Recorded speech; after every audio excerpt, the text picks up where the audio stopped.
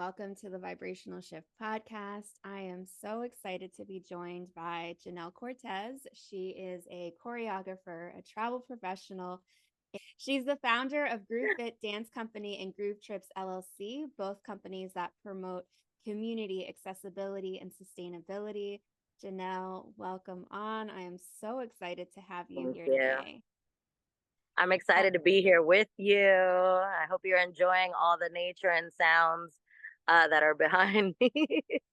I think it's beautiful. And there is a giant bird that is trying to make it into this video one way or the other. Yes, Even though yes. you switch sides, I saw him again in the background. So maybe he'll I make know. another I keep appearance. seeing him fly behind me too. He's huge.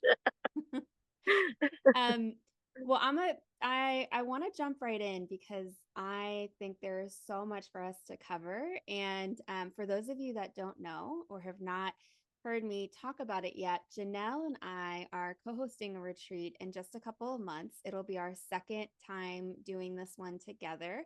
It's a little bit of a different twist than last year's. Last year's was a sacred self-love retreat that we did actually stateside here in West Virginia.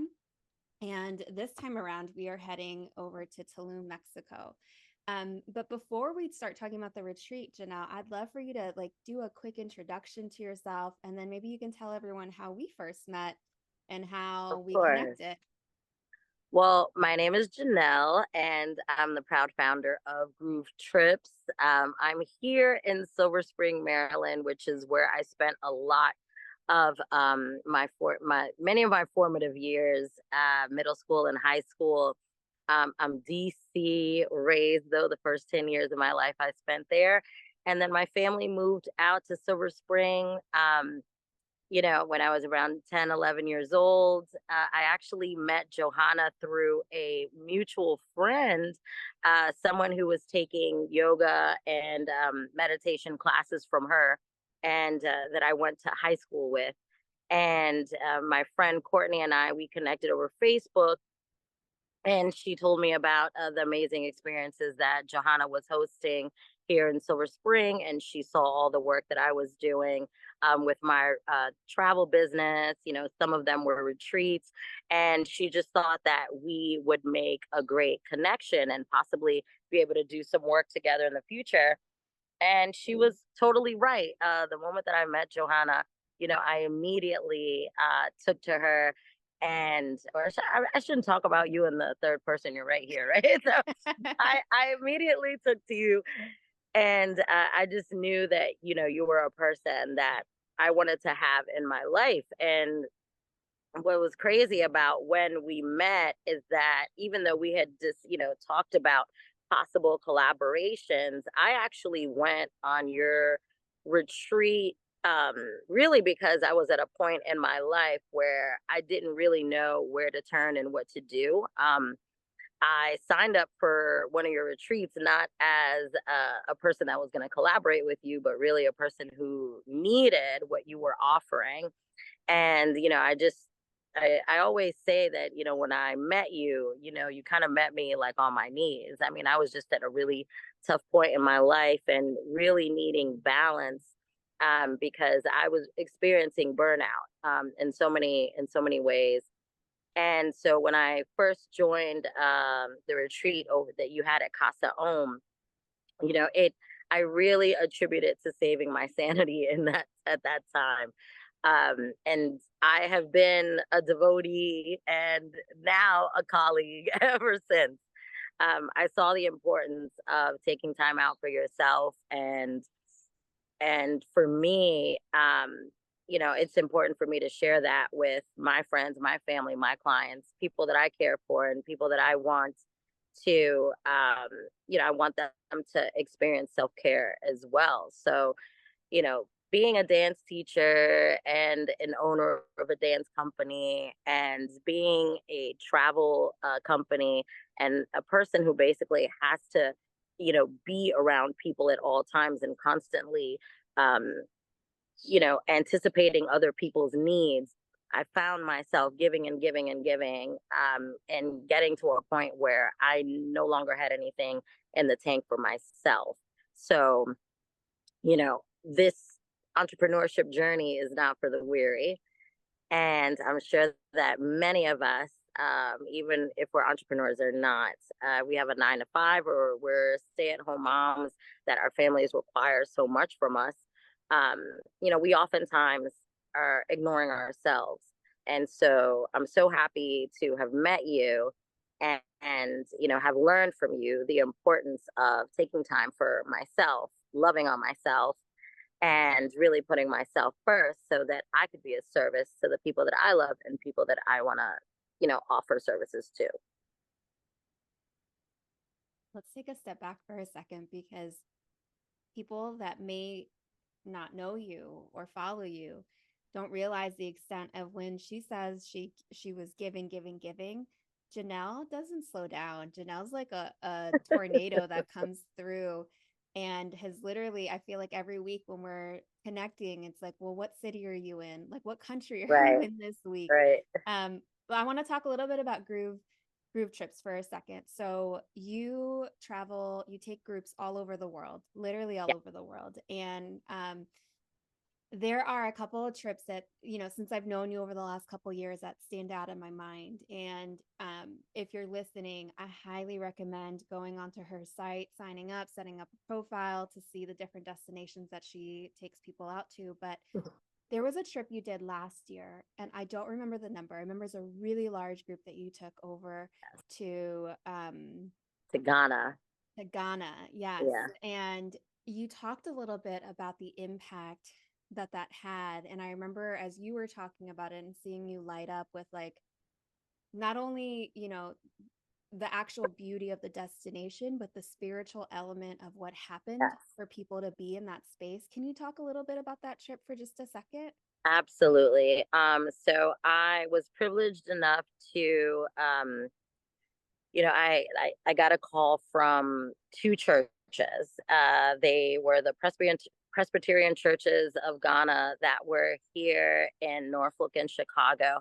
And they reached out to me because their congregations wanted to do a kind of like a return to home type of trip where they would go and connect with their African roots. These were Black American, this is a Black American congregation primarily, of all ages, and many of them had never been on the continent, and the opportunity arose for them to come together and put a beautiful itinerary together that I assisted with, and it was basically almost like 77 of them that ended up joining this trip. And they did everything from the W.E. Du Bois Museum. They went to the slave dungeons. They reenacted the last baths that the slaves took before they crossed the Atlantic. It was a very emotional, a very spiritual trip. They were able to pray together in the mornings and have service, with other Ghanaians, with other members of Presbyterian churches in Ghana. So it was a really beautiful cross cultural connection.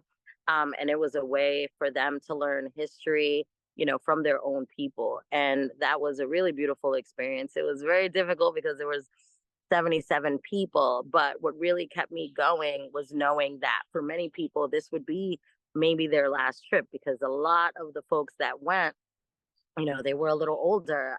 Some of them were in their 60s, 70s, 80s. And, that's a really long trip to take. A lot of them had mobility issues. And so I knew that, this was extra special for them. And so even though it was a little difficult, organizing, I had a great team on the ground of 10 people that assisted, and we were able to give these folks an unforgettable experience, really an experience of a lifetime. Yeah, I remember you telling me about being in some of those different locations that you took people to, and the weight of the energy that you could feel as you went in. And I remember there being, like you said, that they got to go and pray with other fellow Ghanaians that were there. But they also got a chance to, like, pray for their ancestors, right? Was there Absolutely. a ceremony or something that was done on the beach? Am There, I remembering that there were correctly? quite a few. Yeah, there were ceremonies on the beach, like right on the Atlantic. there were ceremonies that were inside the slave dungeons, right? He's like, I can't imagine what that feels like to be in a place where your ancestors were in shackles and were, held captive and kept in just deplorable conditions. I mean, we got to step into a lot of those rooms that had no, ventilation, no windows. It was dark and dank, and like, it was just terrible to even imagine, us in this time, 2023, 2024. um, with the different amenities that we're accustomed to, it was just uncomfortable being there physically for even like 10 minutes, and just imagining what that was like for days and days and days and weeks on end. That was so hard on an emotional, a physical, um, and a spiritual level. It was, to even be there for just seconds. It's like, we can't even tolerate this right now.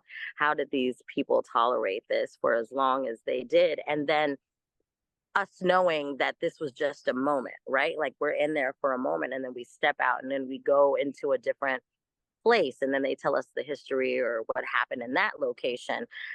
But to compound our ancestors' experiences with the uncertainty of what was coming next. I mean, I think that was so profound, and it was so painful to even imagine. So, yeah, it's like our duty to go and pay homage to them, to show them that their sacrifices, even though they weren't voluntary, um, they weren't in vain. There are people who are living, thankfully, a different life, a better life.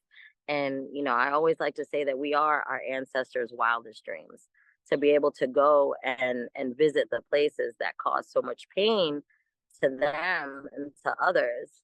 Just to be able to be there and just pay homage to them is such a privilege. Um, and there was another trip that you did recently. And I feel like I've heard you say this before, but in my mind, I think of it as like Cuba is your bread and butter for a lot of different reasons. But you just came back Yeah. recently from a trip where you had a pretty large group as well. Can you talk a little bit about the trips that you do to Cuba? Because I know that you do those pretty often as Yeah. well. So my husband is Cuban, and due to my visiting Cuba and falling in love with him, and kind of figuring out, like, how are we going to keep this love thing going on? He said, you already have this travel business. Let's just start bringing people to Cuba. I'll be like your boots on the ground. And I was like, all right, well, let's do it. We had our first trip, 2016, where we had 17 people on our first trip. And that was when Obama went to Havana and, had the ceremonial opening of the embassy in Havana that had been closed for decades, basically since the revolution, the the revolution where Fidel took over the country. Um, so it was incredible at that time because so many people wanted to go to Cuba and learn about Cuba, and they felt like, okay, finally Cuba is open to us. We can go and visit freely.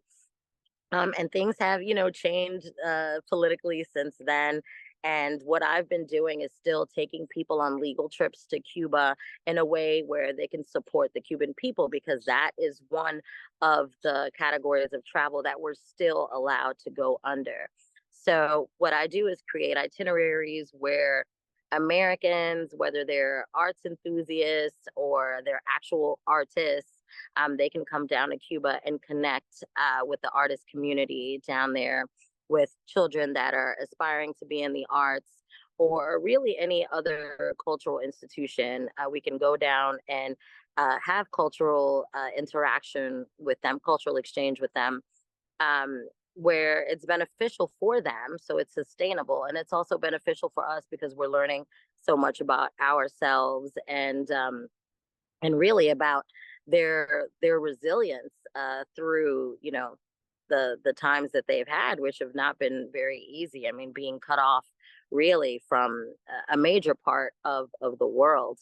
So these trips are really phenomenal, and I got to take a group of 40 members of the New York City Black MBA, like the Masters of Business Association, and they went down, and I was able to coordinate an embassy event for them where they were able to go down and speak to members of the Havanian um, private sector. These are Havanian entrepreneurs that have been, been recognized by the U.S. Embassy there and given grants to, promote their work in the private sector. And we were able to bring these 40 individuals down to talk to them about what it's been like for them enterprising here in the United States, because we have so much wisdom to impart. We've been living in a capitalist society for forever, in comparison to them forever. Right. And for them, they're still in a communist country, but they're creating an informal market in a private sector in which, some people are thriving. So, but they've only, been doing this for maybe about 8 years, 8 to 10 years. So it was really nice for them to ask questions and to have members of the MBA Association answer questions and give advice and talk about what the future, in technology holds and how that will be beneficial for them in their enterprises. So yeah, it was a really special trip. We're going to go deep 5 days, 4 nights in Tulum, Mexico for the Fall Equinox Self-Empowerment Retreat. And it's all about this notion of how do we find balance, equanimity in our lives. And so I hope you'll join us. And for podcast listeners today, I am offering a special deal. Make sure to email me hello@lunaserenity.com for all of the details and to snag your special discount plus one of the last spots to this retreat. It is September 19th through the 23rd in Tulum, Mexico. I hope to see you there. Yeah. So folks, you see why I say she does not stop, because she takes groups down. And I see you as a guide, right? That the things that you are taking people to see, sometimes they may come to you, or maybe find themselves on a trip with you and not realize the other doors that get opened. I think that's true whenever we travel. Yeah. There is something that's awakened within us that's like, oh, I want to learn more. Or maybe it takes them to, get curious about their own lineages. So, Yeah, I think it's important. I always tell people, especially with Cuba, when they come to Cuba, I give them as much information as possible because people are very curious, right? They want to know, what is this trip going to be like? I mean, because they thought it was taboo for so long to even be able to travel there. And so, I give them the itinerary, I give them an orientation before we leave, but I always say, you know what? You've got to let go and you've got to let Cuba happen. And I kind of use that across the board with a lot of things. You have to let go and let it, insert, whatever that is, happen. And I know that that's difficult for us Americans. We like to know what's happening at all times. We're very regimented. We're calendly and zoomed out, and everything is like tick, tick, tick. And we need to know. But really, a lot of the magic happens in the spontaneous moments. And that to me is, I can curate the what I think is the best trip in the world, what you may think is the best itinerary or whatever, but really the magic happens in the unknown. That is a perfect segue. Going back to the retreat that we're hosting. It's true. There is and especially here in the DC area, like this, like grasping of wanting to hold on to the control of like what's going to happen. And I resisted even putting the itinerary up on the website of like what we're going to do each day, because, you might get to a location or to a retreat and decide actually the energy of this group is completely different than what I was thinking originally. Like, it's really about being present and being in the moment. When I think about even the retreats that I've gone on as a participant, like, they are moments of major transformation, because I try, and it's hard to let go of like, what are my expectations going into this? And can I just be satisfied and okay with, I'm handing over, my trust to these facilitators to know that they are going to curate an experience for me that is going to guide me into more exploration of who I am, what I want to, explore about my life during this finite time that I have with everyone. And so for the retreat that we're leading in a couple months, we're going to be there during the fall equinox. And a couple of different threads as we've been talking, I, was like, wow, this really does connect for me. As you were talking about the trip that you took, the group of 77 individuals on, I think about, for me, the last couple of years, I've spent a lot of time and energy really trying to connect with my ancestors. My parents are from Ecuador and Nicaragua, and which eventually led me to Mexico. And as I was looking at dates for this year, I was like, I want to do something around the equinox. And the equinox, for those of you that don't know, that are listening and maybe considering joining us, we're going to be there September 19th through the 23rd. And in Mayan culture, the equinox was actually considered to, celebrated with so many different rituals and ceremonies to really harness that incoming energy. And when I think about where I've been personally in my life for the last about a year of this place of transformation, of things drastically changing, I've really been thinking about how do you find that balance? And it's been, we all, I think, struggle with balance, especially if you live here in the United States, where we are in a constant go, go, go. I have a full-time job. I have unit serenity. I have my kids. I have dog. Like, you have all the things that keep you busy. And Jannelle, like, you are always on the go as well. So when I look at the last year of what has been able to give me that balance, it's a variety of different practices, but also a reminder for me of like, it can't all be serious. Like there has to be a bit of play. And that's where I love the energy that you bring in, especially with the dancing. Like there is a part of myself that I feel like I can only tap into when I'm moving my body. And you have this gift of making whoever is dancing with you feel like they're doing exactly what you're doing, even if you're not. Well, I think that I am very descriptive when I teach my classes, and I think that that absolutely helps.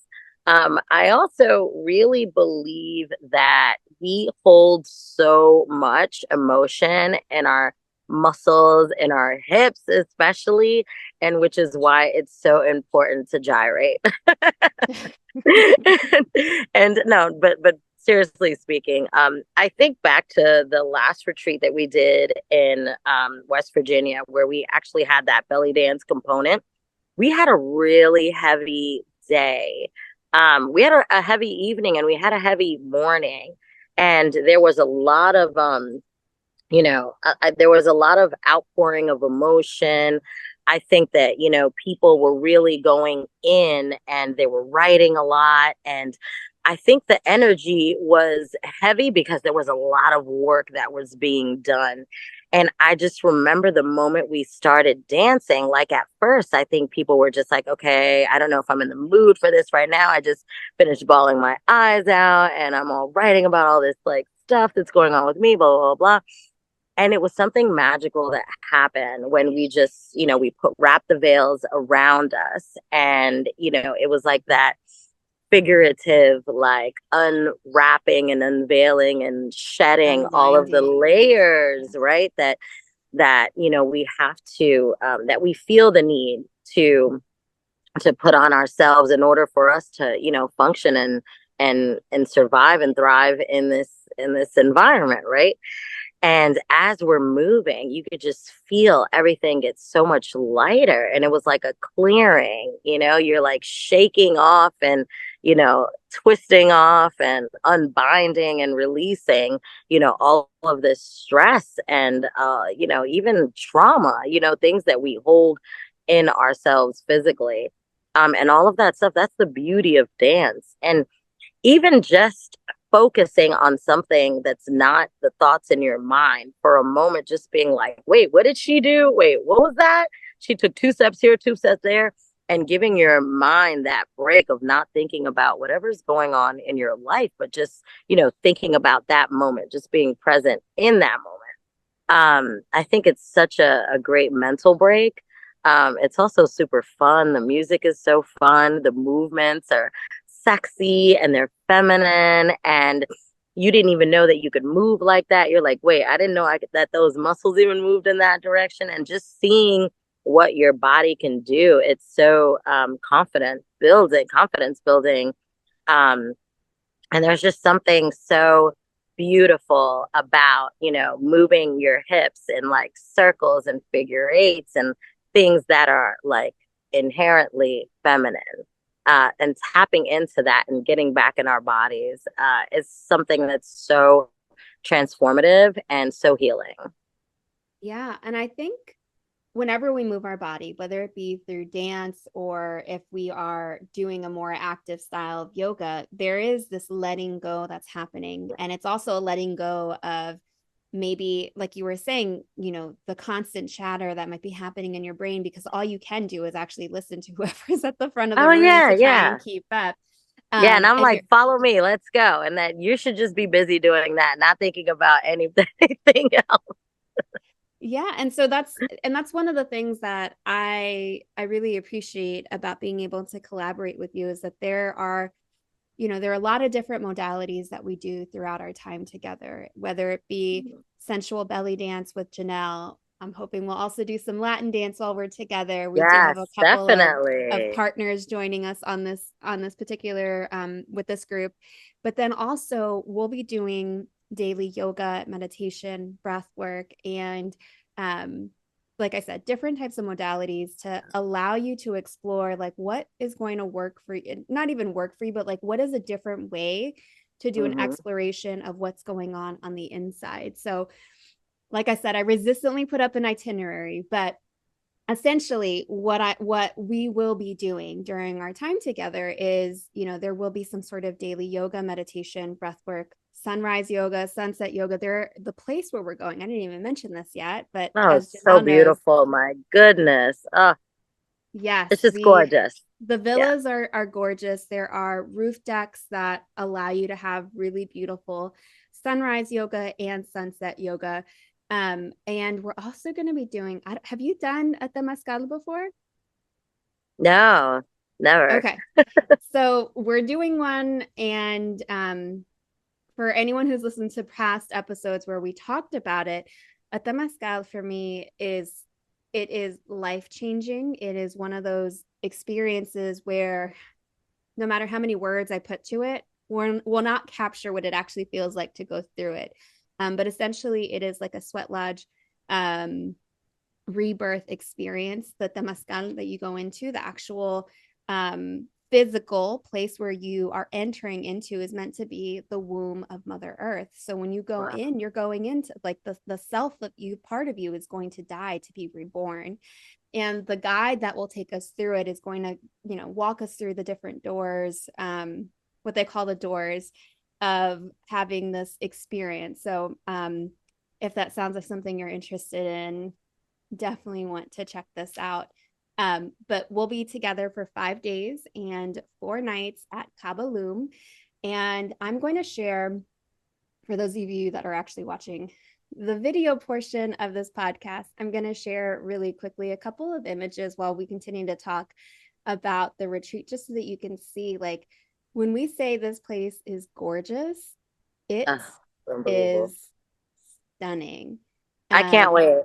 So I'm also, because I am like, what do they say? I'm not just the president, but like I'm also like a client.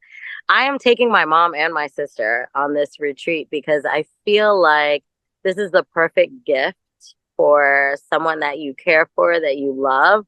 And my mom is actually going to be turning 70 on this trip. oh, And it's I her was like, birthday? yeah, it's her birthday. And I was like, there is no other way that I would want to celebrate with her. And I know that she is especially going to love that Damascus.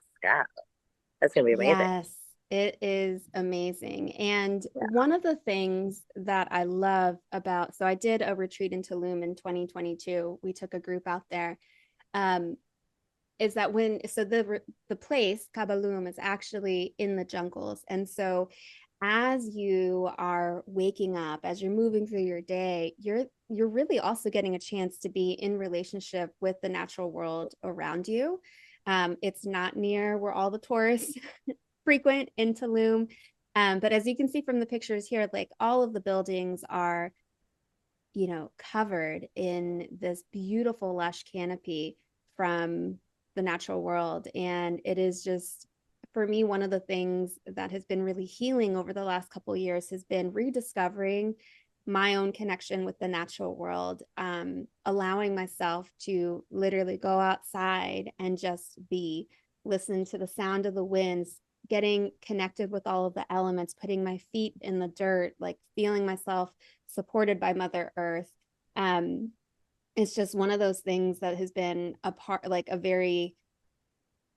vibrational shift for me in my own life of being able to reconnect with the natural world. So, It's beautiful. yeah. I can't wait to be there.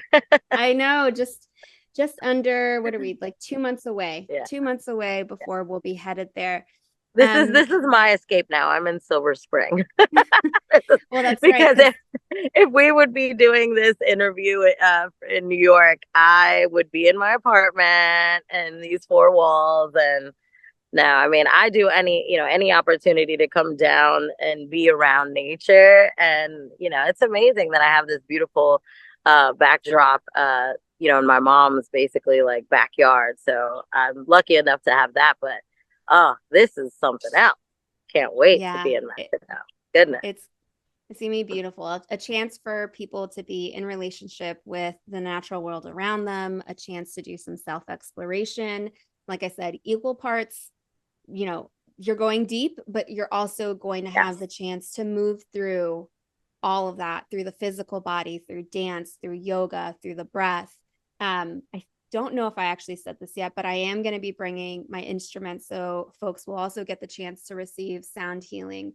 We'll do the temazcal. Everyone's going to get to go visit a cenote. If you've listened to past episodes, you have heard this is not the same cenote that I went to 2 years ago, which was in and of itself going through a portal to a whole different level of awakening. But this is supposed to be a much more chill version of that. Um, it's also going to be a great time to align the body and the soul. Like, I think because of where I've been personally for the last several months, I have been experimenting with all different types of practices that do help me find those places of balance when it feels like you're never going to get there, especially when you are going through major moments of transformation of what feels like, how do I regulate my nervous system in this moment when everything feels like it's changing?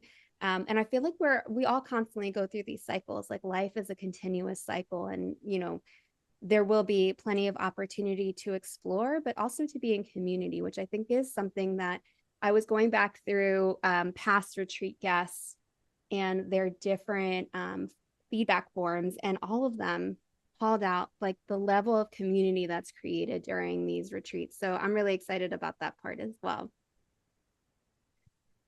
It's really exciting to see the same people too come to retreats. So it's like you look forward to seeing them there. And that's actually one of my favorite parts too, is the people that I have met um, through your retreats. I mean, they're just phenomenal women who they've got so much going for them. But, that we all have that one thing in common, that we're givers, and we need to look inward and really take better care of ourselves, just so we can be at our optimum. And yeah, so I always look forward to seeing familiar faces. Jannelle, is this going to be like your fourth retreat with me? This is. Yeah, I told I you, was you're just stuck thinking, I with was me like, now. I was just You're thinking stuck with me. So I normally do I've done for the past several years what's called the Luna Goddess Retreat, which is like a very short window of time. It's a weekend, a Friday through a Sunday. And I forgot you came on the one before we did our retreat together, and you came on the one after, and then obviously we did the one together in the summertime. So yeah, now we'll be going to Tulum. I love that because it is the group that comes. It's always it's interesting what themes come up for people, like what stage Yeah. of life they're in and what they're going through. It always seems to line up perfectly.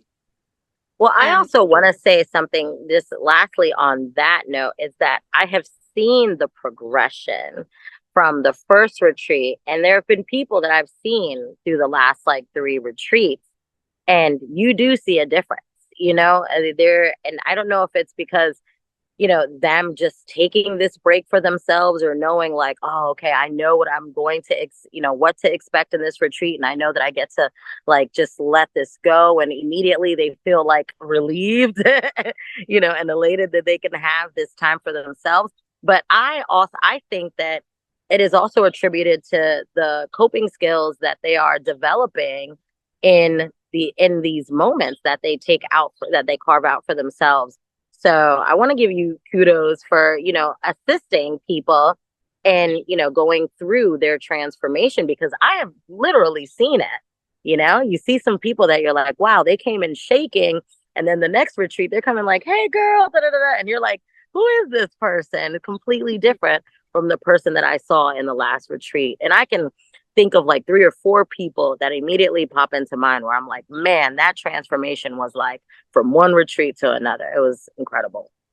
yeah, it is a beautiful thing to It get to is. witness. And it's also something that I hold very dear to my heart. Like I think it's such a privilege to be at the front of the room holding that space for you all, because it's you all that are doing the work. I'm just there as, as a voice that you can choose to listen to as we're going through the different parts of the retreat. So I really do it is one of the parts, like the part of the year where I get the most excited is to see, like you said, that not only the transformation from year to year, but also in that short amount of time, like whether it be the aha moments that they're having or that they're like, actually, I want something different for my life. And I've had that experience myself, like on retreats where I go as a participant, where having that time and space to ask myself the deep questions of like, is this what I want for my life? And if it's not, what are the steps that I'm going to take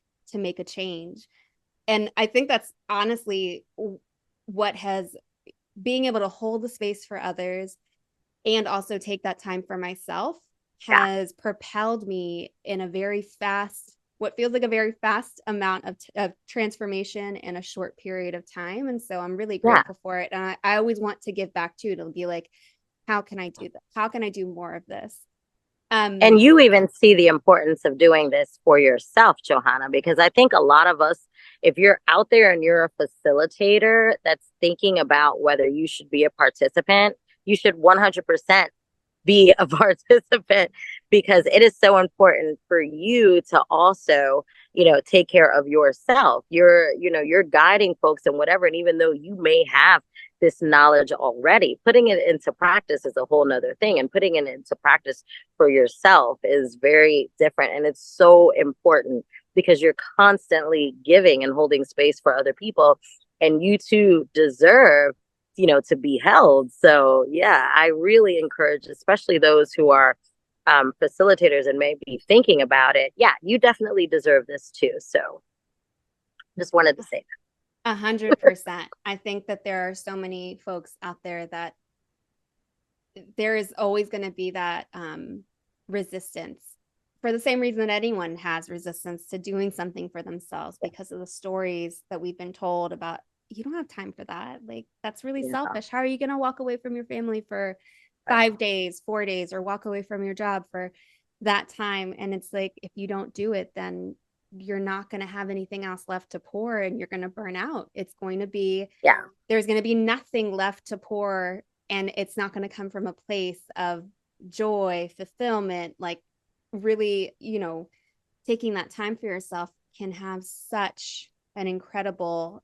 impact on your life. And the other thing Yes. I'll call out before we wrap is like, we'll also spend time at the retreat talking about integration. Like, how do you go back to the real world after you've been on retreat? Like, you've had 5 days or 4 days, however long this period of time is that you're with all these other people who are getting to experience it with you. Like, how do you go back into the real world. You know why I'm laughing? Because I'm literally like, every time I have to leave a retreat, I'm like, if you could imagine like the claws in the dirt, like, no, don't drag me back. I'm always the last person to leave. Like, I'm like, all right, they're kicking us out now. I gotta go. But yeah, it's that I'm gonna actually be the front of your class for that one, because that's always the hardest part for me, is the transitioning back into actual life. I mean, if it were up to me, I'd just be, selling coconuts at the retreat for the rest of my life. Yeah, reintegration is hard because as soon as you leave, something inevitably is going to happen that's going to test. You're in that place of la la land is what I would call it, because you're vibrating so high. You've just spent so much time in community, you feel replenished, and then like the first thing comes in that's going to shock your nervous system, and you're like, whoa, wait, like what? maybe you get cut off and you get some crazy driver that's like spewing hatred at you. I think there are so many different little things. Sometimes when I'm driving away from the retreats, I'm like, oh wait, hold on, I'm also back in the real You're world. back. You've got this like cheesy grin, and people are like, "What is wrong with you?" Why are And you you're so right. happy? You're right. You're on a high. But you know what? I feel like, yes, the reintegration is important, but just keep booking retreats. I mean, this is the way to get over that. It's like a retreat hangover. Just keep retreating. And with that being said, you can learn more about Jannelle and all of the different types of trips that she hosts around the world. She's got a couple coming up, right? Tulum, and then there are some I think I saw for 2025 that are going to be Morocco. We do have a Morocco trip coming up. We've got Cartagena, Colombia, which is awesome. And we do have another Ghana trip that's coming up too. So for anyone that's interested in those trips and more, absolutely visit www.groove-trips.com. Perfect. And all of that information will be in the show notes. If you're interested in joining us on the Equinox retreat to Tulum, 5 days, 4 nights, and there is a special discount for you all. Look at the show notes to find it. And we hope to see you there with us. But Jannelle, thank you so much for joining me. Thank you, Johanna. Take care, guys.